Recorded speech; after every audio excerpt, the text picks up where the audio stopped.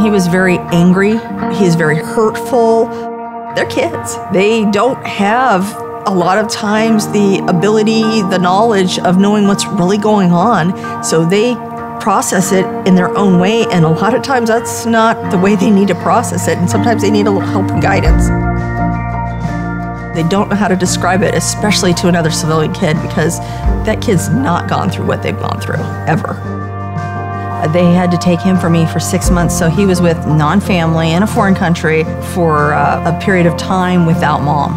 I couldn't be there for him. I couldn't, when he fell and cried, I wasn't there. It's hard for them, really, because they're alone. The kids feel abandoned. They could be very angry, mean. We could be in Japan, we could be in Kuwait, we could be in Florida, we could be somewhere in the United States and out of the United States. He needed something that would help him understand, I don't hate you, I'm not leaving because I want to, I'm leaving because I need to.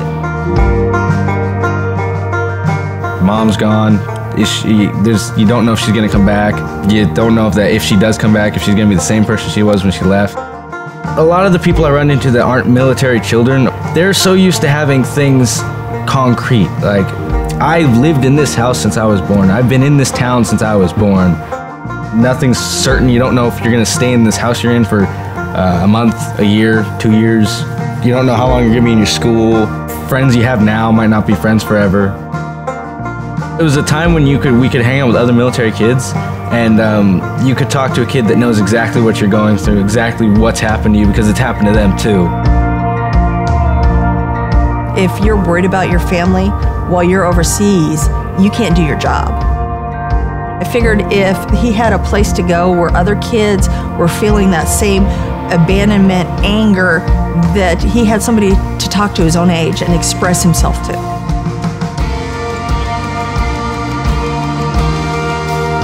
Was hoping that he wouldn't turn into a criminal someday with all the anger he had built up inside of him. Instead, I saw the camp turn him around. I saw him change from that angry kid into a young man that's maturing, that wants to be a minister someday. They brought in a chaplain, and that guy really turned my son's life around. After he had had that weekend, he had a different outlook on life and everything. And then he gave this wonderful sermon at church about those burdens, what he experienced. And I knew that he had found something in his life.